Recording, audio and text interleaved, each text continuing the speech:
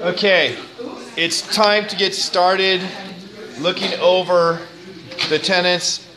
I do not see Amanda. I do not see Alexis. I do not see Austin. I do not see Edward. And I do not see James. Is that correct?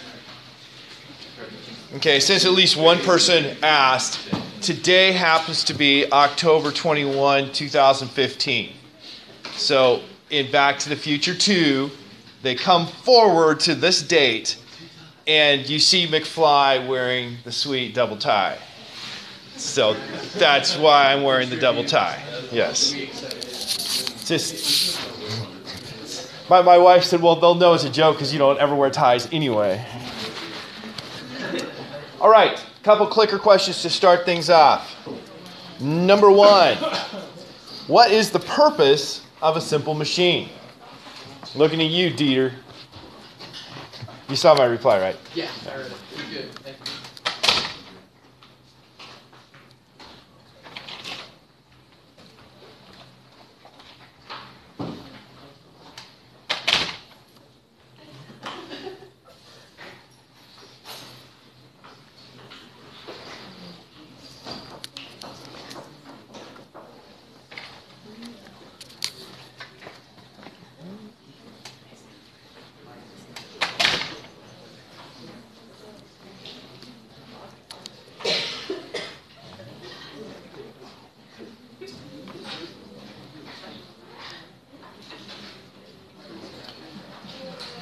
Okay, our answers here, we had 17, 1, and 1. This was not the answer. I mean, I'm applying a force over a longer distance, but then through the machine it's applying a force onto the object. A larger force over a smaller distance. Okay, that what you said is correct. The machine allows you to apply a larger force over a smaller distance. Like so you. I'm applying a force over a longer distance myself.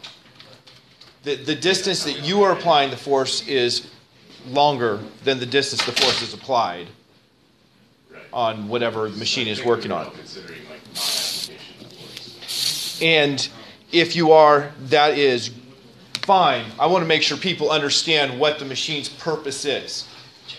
To put it in really simple terms, it's to make our lives easier.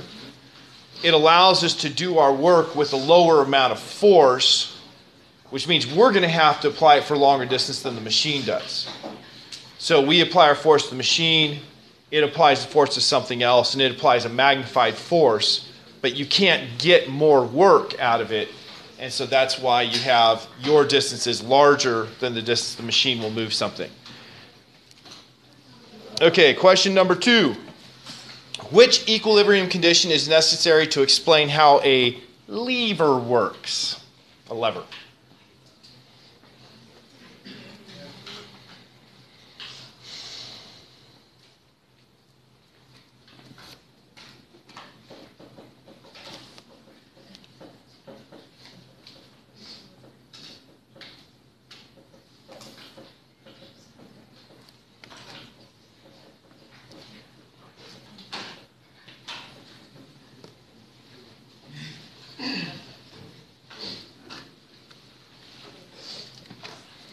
Okay, 21 said the sum of the torques equals 0. One person said sum of the work equals 0. The two conditions of equilibrium are these two conditions here. The sum of the forces is 0, and the sum of the torques is 0. So A and D weren't options here.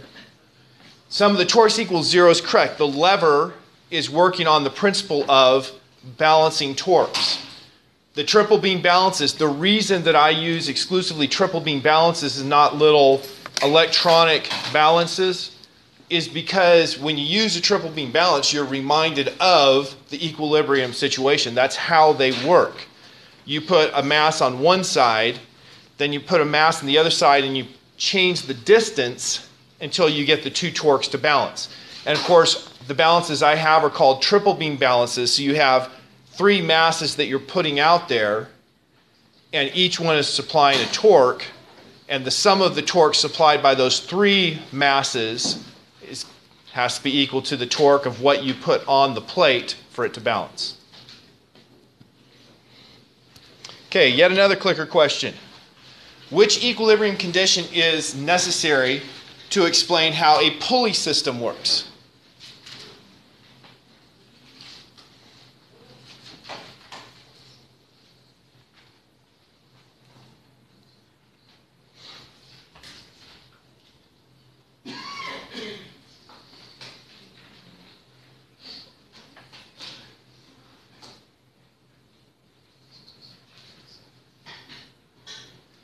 Okay, this time there was a little more variation. This is the one for the type of pulley system that we looked at in lab yesterday. But you can have different kinds of pulley systems. For instance, you could have a pulley system that has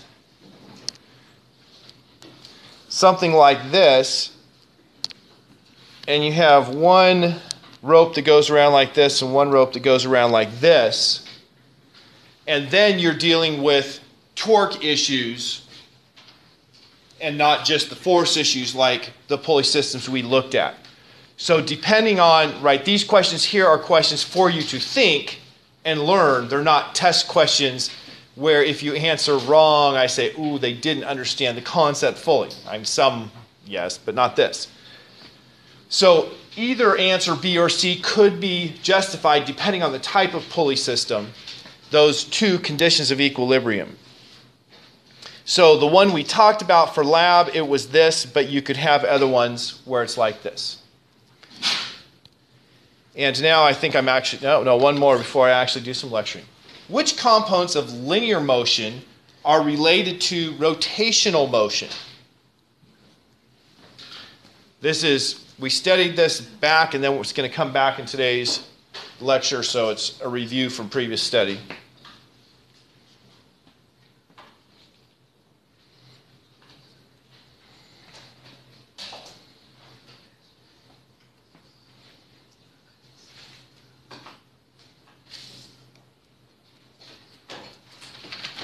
Somebody answer who's not here.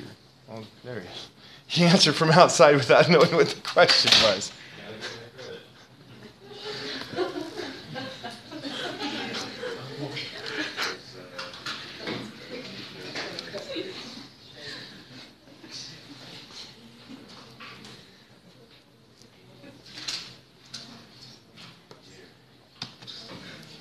Okay.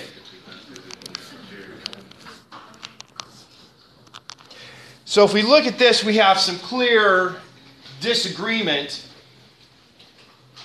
Thankfully, no one said that neither tangential nor centripetal components matter.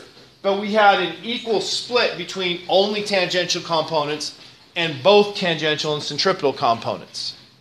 So this is something that is going to merit a little more study, which is why it's come back. And today's lecture is going to be basically on this topic, on rotational kinematics. So, start with a picture here, maybe, of a rigid object rotating.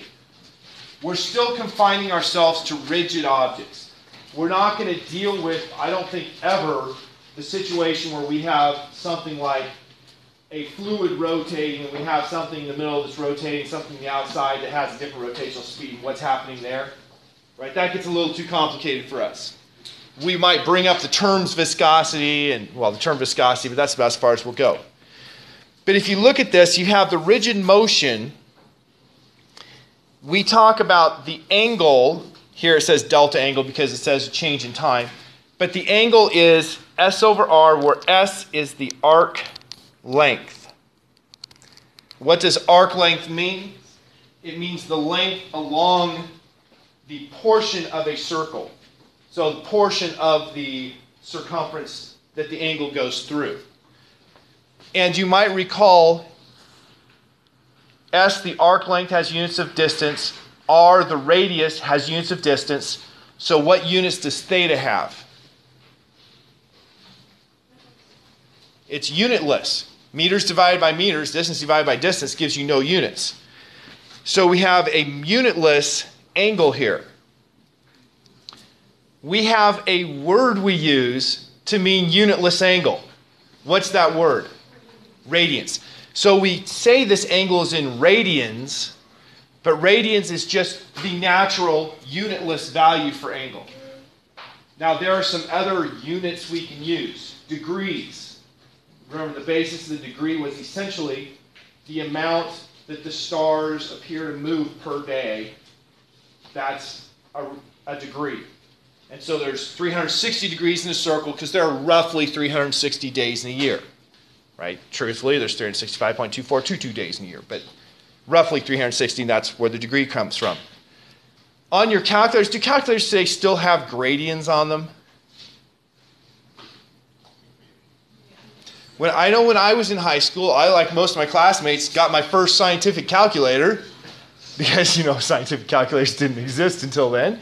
And it had degrees and radians, and I was all excited because I could change back and forth between those. And then it had gradients, and I was like, what in the world are those? Well, I quickly discovered that there are 400 gradients in a circle, or 100 gradients in a quarter of a circle. Why? I think it's a metric attempt there for angles. Something that's easily divisible. For a right angle, you have 100 degrees. So, of course, half of that would be 50 degrees. And it's something that's pretty simple to work with. And as far as I know, no one works with it. I mean, I was looking at web pages today trying to figure out where it might be used. And some people said military. And other people, no, military, they don't use it. And I don't know. But you might see those as a unit of angle. Okay, so radians are the unitless angle. Anything else, we say degrees to tell us, okay, we used a conversion factor from the standard no unit to get to degrees. Radians can appear and disappear at whim because they are no unit. Okay, so back to this. Angle is the arc length divided by the radius. Now, if I have a rigid object rotating and I'm looking at a point, a distance r away from the center, that r is going to stay constant. The radius of the wheel, for instance, stays constant. And when I talk about the angular velocity, I'm talking about the rate at which the angle itself is changing. So change in theta over change in time. Using my substitution, since theta is s over r, change in angle is change in s over r. If r is constant, I can bring the r out, and I have 1 over r, change in distance traveled over time. What do we call distance traveled over time? The velocity if we have direction with it. If we don't, it's just the speed. And in this case, it was specific to the distance along the circle here. And so we call that the tangential speed. The tangential speed is the speed in the direction of travel. Now, of course, it sounds kind of ridiculous to say, wait, the speed and direction of travel, wouldn't that just be the speed? But we want to be clear on our directions. Tangential means in the direction of travel. If I had something like, let's say I had a peg here and a string was wrapped around it, and then a ball tied to that string is going around circles, the string would wrap up on the peg in the center, and so the radius would decrease as the string wraps around. And the tangential velocity would be the velocity going in a circle. So it's not exactly in the direction of motion at that point. And then I have the radial velocity, which is velocity coming toward the center. Here I use the term centripetal, actually on the previous slide. Centripetal and radial. Centripetal means toward the center. Radial means in the direction of the radius. Sometimes you'll see people use radial toward the center, sometimes away from the center. Centripetal, of course, is always toward the center. So going through these calculations, I have two important to me relations here. The tangential velocity is the angular velocity omega times radius, and the tangential distance, the arc length, is equal to the angle theta times the radius. Moving to my next slide, we'll go to accelerations. So acceleration, we once again will have two components we'll consider for acceleration. The tangential acceleration, going around in a circle that changes the speed, and the radial acceleration, or centripetal acceleration toward the center, that's changing the direction. And so once again, we define the angular acceleration as the rate at which the angular velocity is changing. So alpha is change in angular velocity, change in omega, divided by change in time.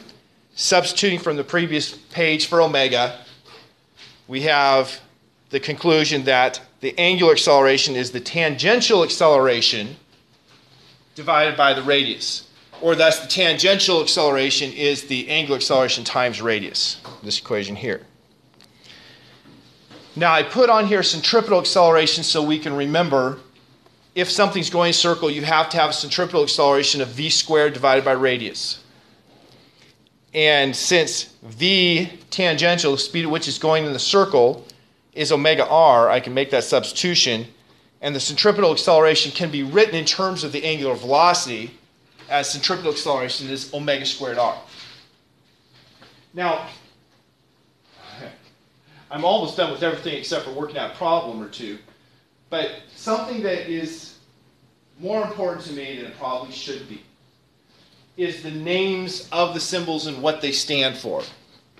So, sliding that off,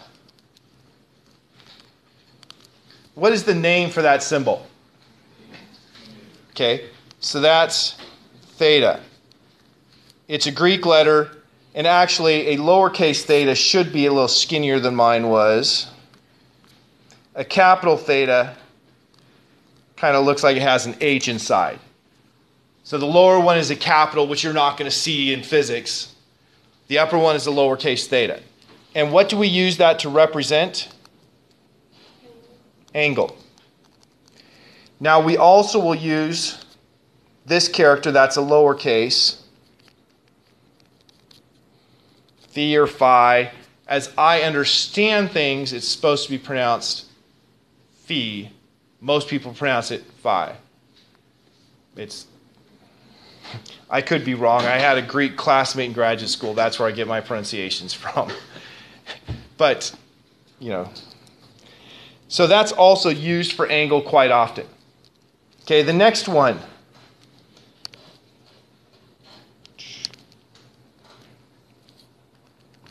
What is the name of that symbol? That's omega. And it's once again a lowercase omega. A capital omega. Okay, yes. I'm sitting here, I can't remember suddenly, my brain gone sideways. That's a capital omega. And we definitely will be using that in the future when we talk about second semester electrical situations. We'll have resistance. And electrical resistance is measured in units of ohms, named after Georg Ohm. And we use that symbol omega to represent the resistance ohms. What is omega used for measuring in radial motion? The angular velocity, which is the rate at which angle is changing. Later on, we will learn that we can also call this the angular frequency. So we'll use both terms, angular velocity and angular frequency, for omega. It will still have the same units and relationships as well. And so you might hear me slip and call it angular frequency when I mean angular velocity, because the two are really just alternate terms for the same idea. And then finally, the last one, what is that? That is a lowercase alpha. And what do we use alpha for? Angular acceleration.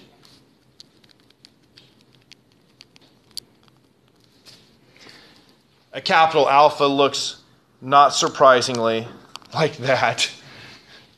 It's a shocking character.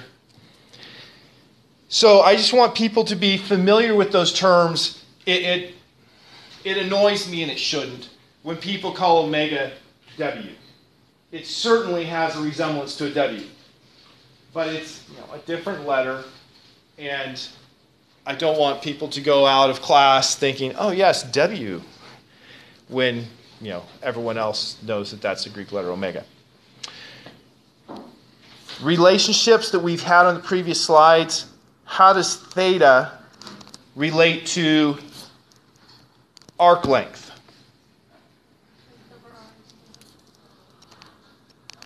S over r is theta.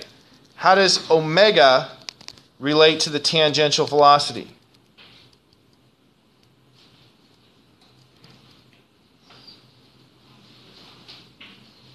It's the same thing over r. And how does alpha relate to tangential acceleration? Right. It's again over r. So we could also write these as the distance is equal to theta r. Tangential velocity is equal to omega r. Angular acceleration is equal to tangential acceleration r. So these are relationships, and all of our kinematics work we've done, remember our kinematic equations? We can just use these substitutions into those equations, and we have angular equivalents for the kinematic equations. So on the next slide, on the top of the next slide, and I'm now at the bottom,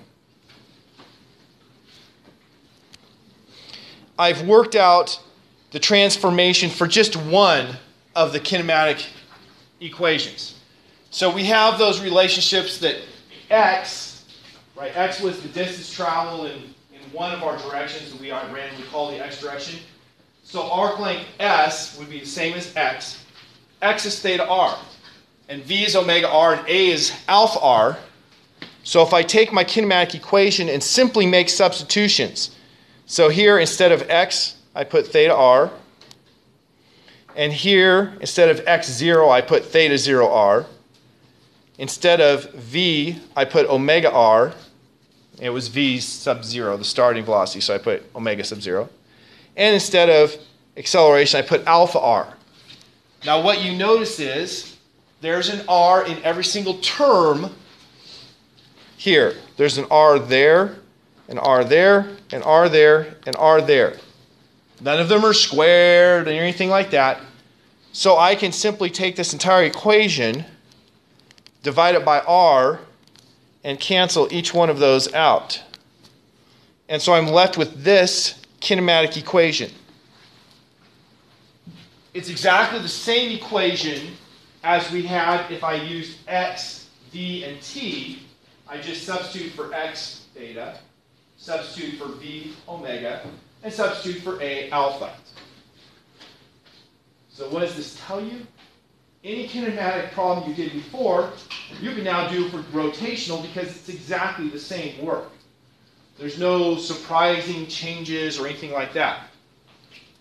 Now this picture with the motorcycle is here to remind us that we have lots of situations where we relate the angular quantity with the linear quantity. If I have that motorcycle, it starts at rest, so V initial is 0. But that means the tires also are starting at rest, so the rotational velocity is omega equals 0. And then as it accelerates, the acceleration of the vehicle relates to the acceleration of the tires by this relationship right here. So, provided, of course, he's not spinning a tire. If I know the angular acceleration for the tires, I also know the linear acceleration for the vehicle. And so I can go through and I could use my kinematic equation for x velocity, x position, and x acceleration. Or I could use my kinematic equation for the angular quantities on the tires and get to the same answers on how fast he's going at the end or what his acceleration was. Could solve it either way. So, actually, I think I have a clicker question and then a problem. Okay, you can answer now. When using the rotational forms of the kinematic equations, what unit should you use for angle?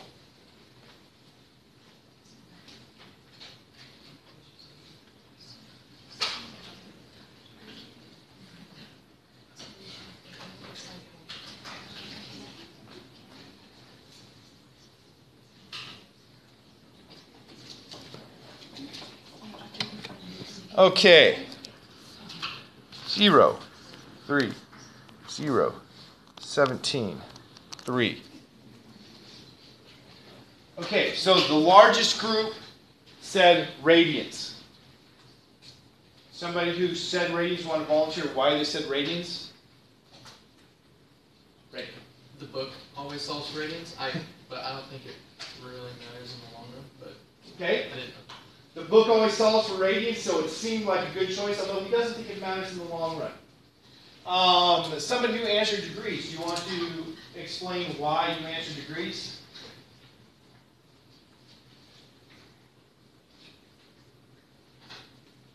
No.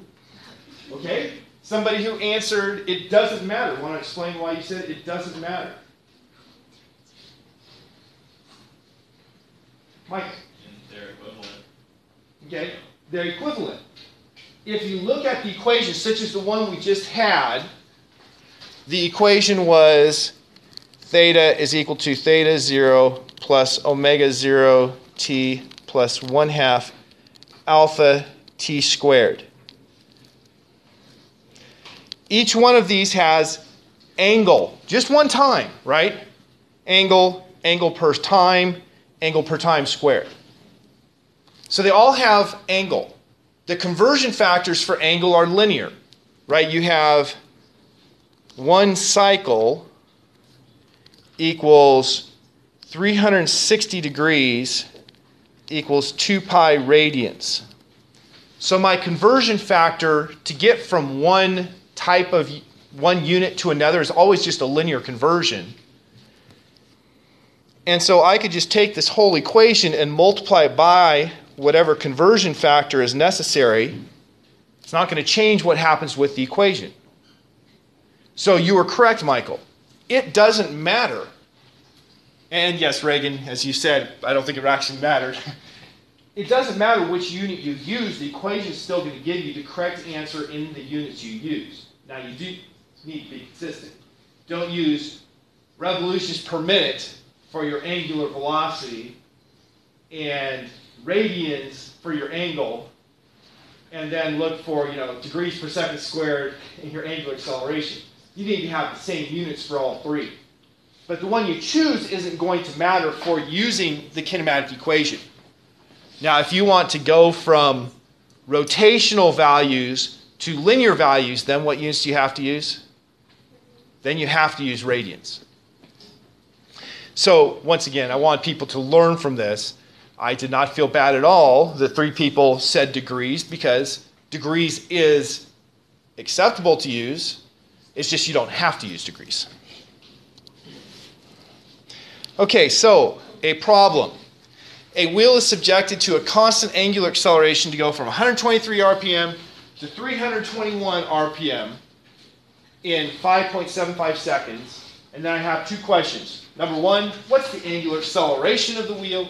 And number 2, how many cycles does the wheel go through during this acceleration? So, let us suppose that this question was thrown at you on a test. What would be the first thing you would do? Draw a diagram. Right? There's 2 points involved for drawing an appropriate diagram. So, I have a wheel.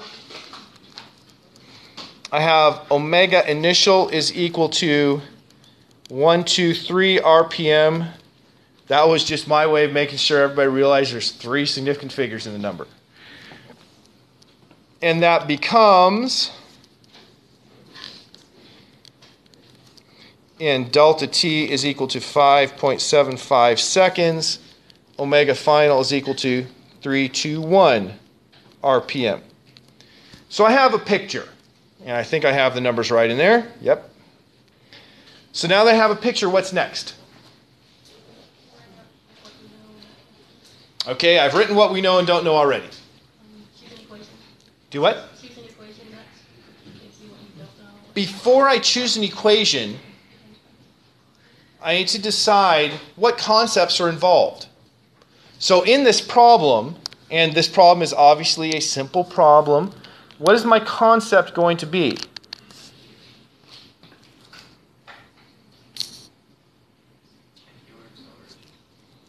Okay, I'm going to generalize that a little bit. Rotational motion. Rotational motion. So solve with kinematic equations.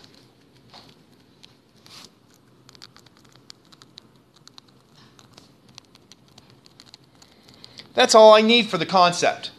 And then I'm going to go to what Tori said. I need to decide what equation to use.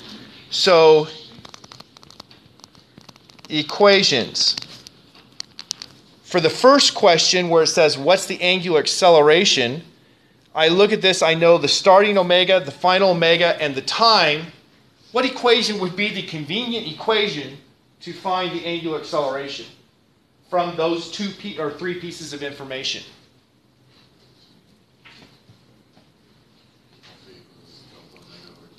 Yep. Just the definition of alpha. Now for number 2, how many cycles does the wheel go through during this acceleration? So I'm going to need to find theta now. So what's a good equation to find theta?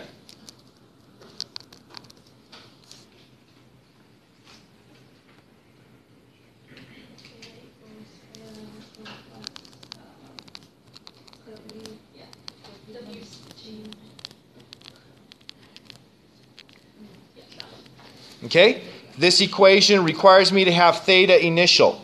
I'll just say, let's arbitrarily say that we start it at an angle of 0, and then the final theta will be how much it went through.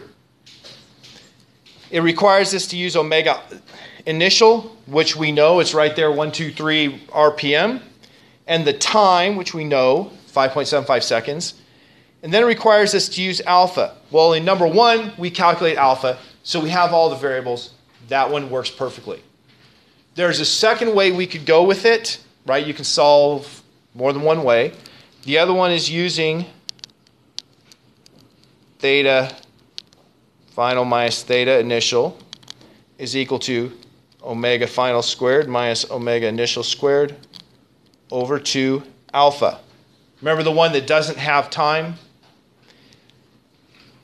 Once again, we'd set theta initial as 0. We know omega final, omega initial, and we had to calculate alpha for part 1. So either one of those approaches would be perfectly acceptable. It doesn't matter if you were doing this on a test. It would not matter which one you chose. The work is going to be equivalent. As far as difficulty, they're right about equal in difficulty. It just doesn't matter. So find a way and do it. There's more than one way. I don't want people to think, oh no, I did it this way, and after the test was over, I talked to, Bill, and Bill did it this way. We did it different ways. What if what if I'm wrong because I did it a different way? As long as you have a right way, that's what matters. Okay, so now let's actually do some work.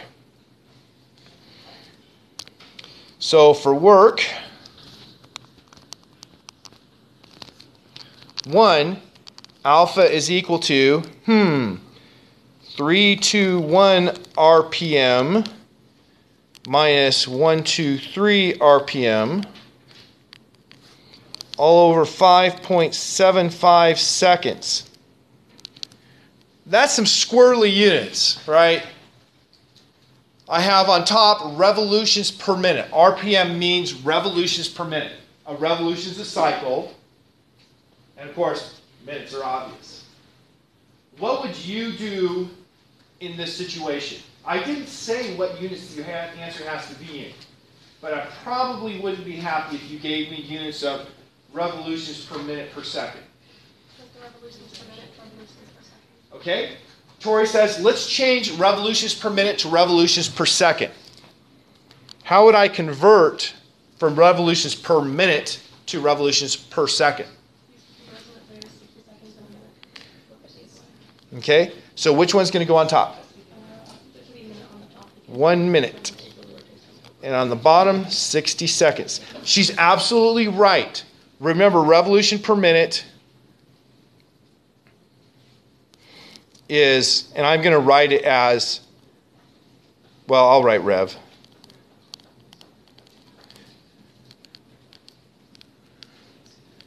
That's what RPMs means, revolution divided by minutes. So now we'll have the minutes canceling with that minute, and I'll have revolutions per second squared. So now let's do this calculation, get it in revolutions per second squared. So I hear people hitting calculators, which is great. That means that I have an answer upcoming. What do you get when you do that calculation? 0.574.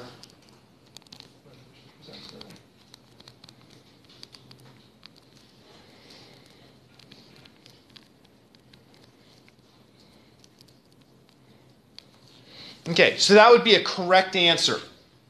Now let's go a step further. What if I said I want it to be in radians per second squared? Now what we need to do to get it into radians per second squared? Convert it back to the revolution is 2 pi radians. So 2 pi radians on top divided by 1 revolution. You might ask, where did Tori get that? She got that from, actually I didn't put it on this slide, I put it on a previous slide, where I said that 1 cycle is equal to 360 degrees is equal to 2 pi radians. So you take that and you can make any conversion factor between those three. And so this is taking the 2 pi radians is equal to 1 revolution. And of course, we have the revolutions cancel. And what do we get for our answer here?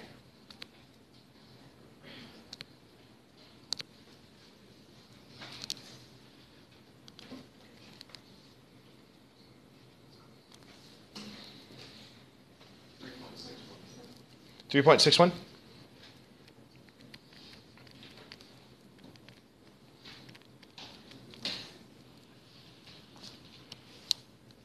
So there we found part A, the angular acceleration. Now for part 1. For part 2, I asked to find the final angle. So I will randomly choose a person. Let's go with Lindsay. Which way would you like to go? The first or the second option? The second option. Okay. I thought I heard you say third. Okay. The second option. So we're going to go with this equation here. And so we will have theta final minus theta initial is equal to omega final squared minus omega initial squared all over 2 alpha. In terms of units, we once again have to make some decisions about what units I want to use. So I'm going to go ahead and convert everything to radians per second because I like to have my answer in radians. So in that case, I'm going to say this is equal to omega final is 321 RPM times, and we had our 1 minute per 60 seconds and 2 pi radians per revolution. And so what does that give me for omega final?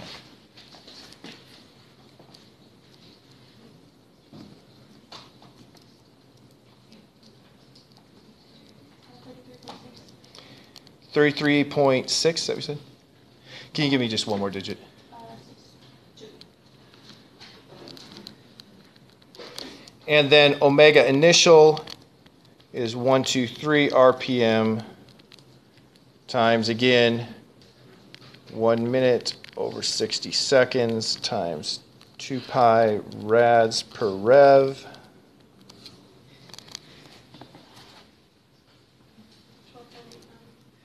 12.89. Sorry, 88. Okay, so I've converted those into radians per second. Alpha, we calculate in radians per second squared. Let me rewrite the alpha here just because I can't see it on my screen. What was the value for alpha? It's what? 3.6. Yeah.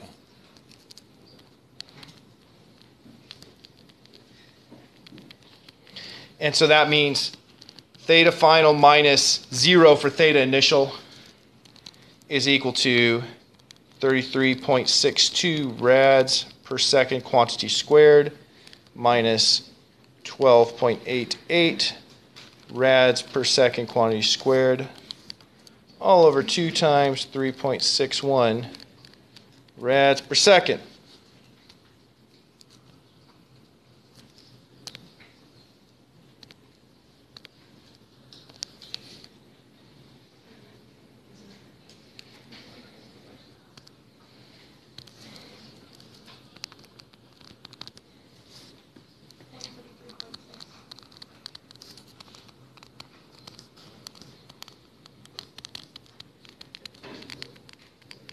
So it's 134 radians that it goes through.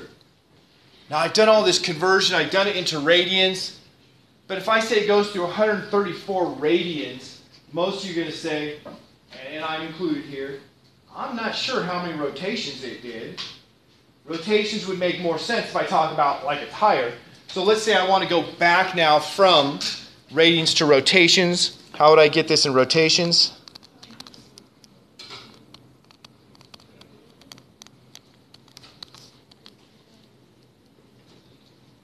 Or revolutions or cycles? Yep. And what's my final answer? 200, huh? 133.6 divided by 2 pi. I heard 210. It can't go bigger. Never mind.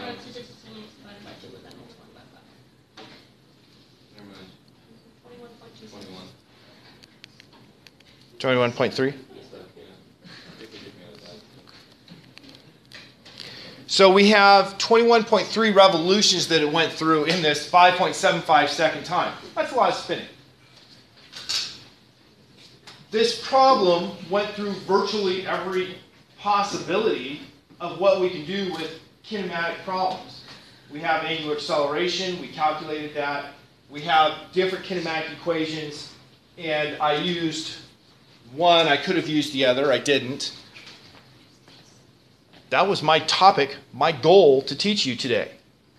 Anyone have questions? Diksha. Yeah, absolutely. Okay then, I shall let you depart early.